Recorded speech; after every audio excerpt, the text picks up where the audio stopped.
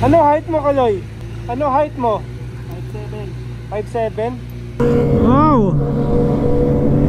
Kimco, dalawa oh, nakakarera, AK550 oh. Bilis din ang AK550.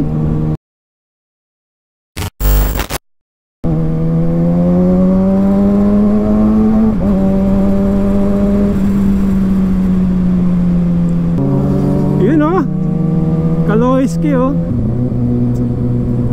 On.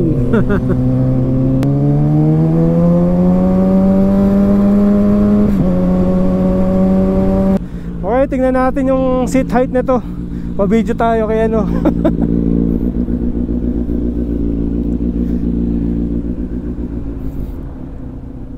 Okay. Yan ang 5'6". 5'6" dito yeah. Yan yung 5'6" na height natin. So parang kay Honda CB lang din. Ayan oh.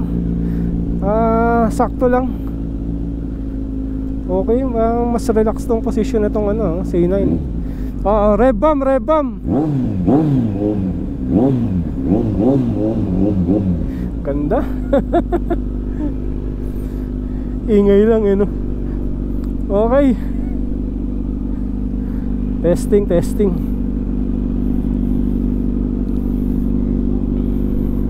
Ayan, alis na kami. Ayos. Ano height mo, Kaloy? Ano height mo? 5'7". 5'7"? Ayan, yan yung seat height ng 5'7" sa C900. Flat footed eh no? Ayan, flat footed.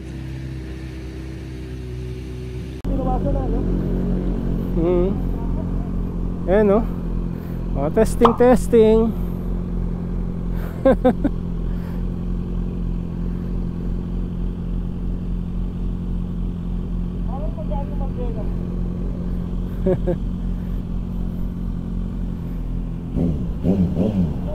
Yan eh, bomba.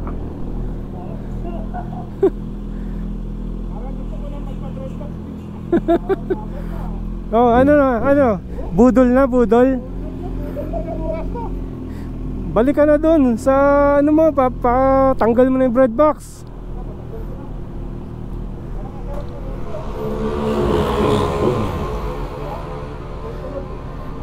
Di naman maingay eh. Wag mo isipin yung mga kapitbahay nyo.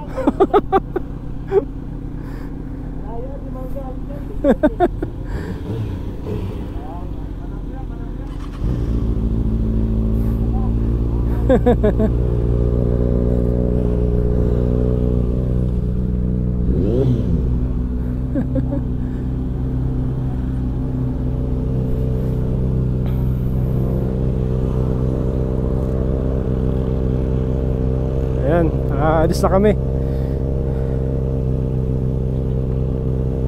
At natapos na yung aming mga kwentuhan. So hanggang dito na lang yung ating vlog for this content. At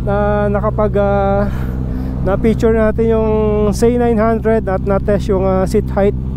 Ayan, alis na kami. Buti yung araw oh.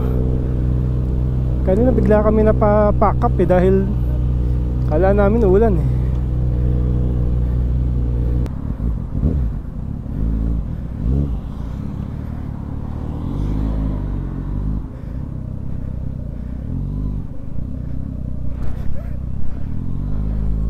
Okay.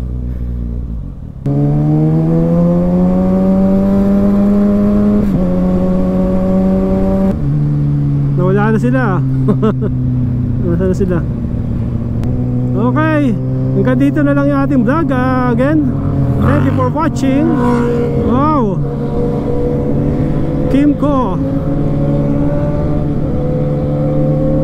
Dalawa oh, nakakarera, AK550 oh. Bilis din ang AK550.